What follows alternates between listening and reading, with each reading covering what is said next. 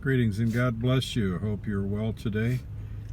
I was sitting here thinking about something I heard recently and wanted to say a few things about what may be construed as an objection to the veracity and truthfulness of the scriptures. It goes something like this, and it's not really a substantial argument by any means. It may appear to be so. But it goes something like this. Well, the Bible is just a matter of interpretation. Everyone has a different interpretation, and your interpretation is as good as the next person's. And that implies with it that there is no real consensus of truth. There's really no way of understanding the truth and the truth claims of the Bible. What can we make of that?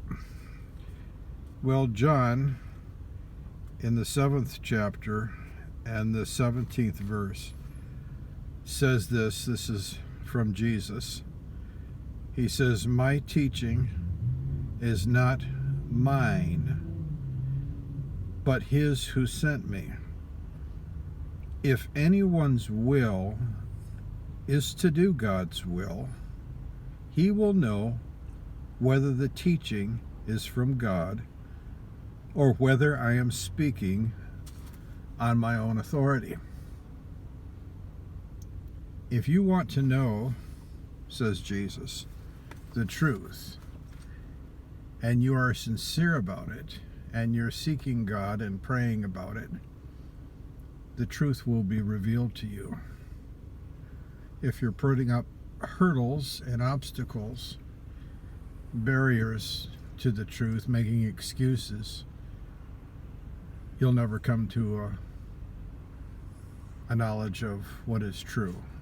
You'll never be confirmed and assured as to the veracity and truthfulness of the Bible. The Bible is for those who believe. The scriptures are there for the reading. If you and I are willing to read them and obey them, if we've got our mind made up ahead of time, consciously or unconsciously, that we have no real intention of following through with whatever the Bible may say. Let's just say some moral issue. I'm living with someone outside of wedlock, and I say, well, I don't know what the Bible has to say about it. If I've already decided beforehand that I'm going to continue living in sin outside of the institution of marriage, if I've already decided that, predetermined that, then it really doesn't matter whether I look at the Bible or not, or what anyone has to say about the Bible. I've already decided for myself that I'm not going to take seriously the commandments of Scripture. And that, of course, applies to all areas of life, areas of morality, decision making. If my mind is already predetermined and made up, in a sense, it's just all mute. It really doesn't matter. It's a moot point. It's just really a waste of time and a waste of conversation. But Jesus again says, if you're serious about the truth, if you want some true understanding as to how real God is, if God is real, what the Bible may be saying about a certain matter of concern, if you're serious and you pursue this, if it is your will to do God's will, as Jesus would say, he will know whether the teaching is from God or whether I'm speaking on my own authority. That was the question, you see. Is Jesus, back at the time his critics were saying, is Jesus really speaking from God? Well, he's not speaking from God, his critics would say. He's just speaking on his own authority. He has no real spiritual, divine authority to say the things he says and make the claims he makes. Well, again, if it is our will to do God's will, we will know. We will know. And so this argument, again, going back to the earlier argument here about It's all a matter of interpretation. Well, there are interpretations to all kinds of passages in the Bible, from Genesis through to Revelation. There are various passages which are difficult to understand, and many passages which are more than clear to understand. 10 Commandments, for the most part, are not that hard to understand. I think it's safe to say that an adolescent can grasp the basic moral principles of the 10 Commandments, teachings of Jesus. They're not that hard to understand in many ways. Of course, there is much to them, and they're extremely profound at times. Now, there are admittedly very difficult passages in the Bible.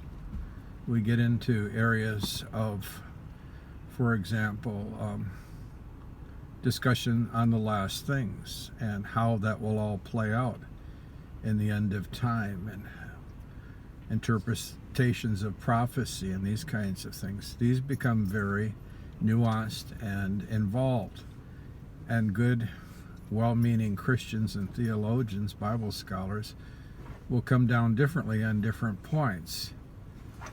But as I like one well-known pastor who says, the plain things are the main things, and the main things are the plain things. There's enough plain truth in Scripture to keep us busy for a lifetime. We can't just fall back and say it's all a matter of interpretation. If it were all a matter of interpretation, and it was extremely ambiguous all the way through, we wouldn't be able to have, as the Church of Jesus Christ, the creeds that we do and the statements of faith that we do.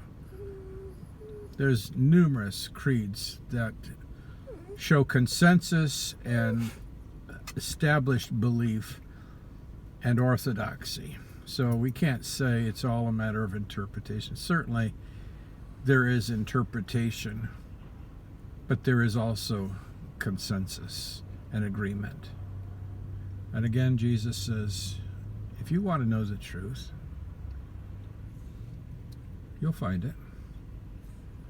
Ask, and it'll be given to you. Seek, and you will find. Knock, and the door shall be opened to you. For everyone who asks finds. He who seeks, he discovers. The one who knocks, the door, it opens for them. If you're asking of God the truth, God will give it to you. If you're seeking after it, He will unveil to you what you need to understand. Blessings to you this day. Just some thoughts this day.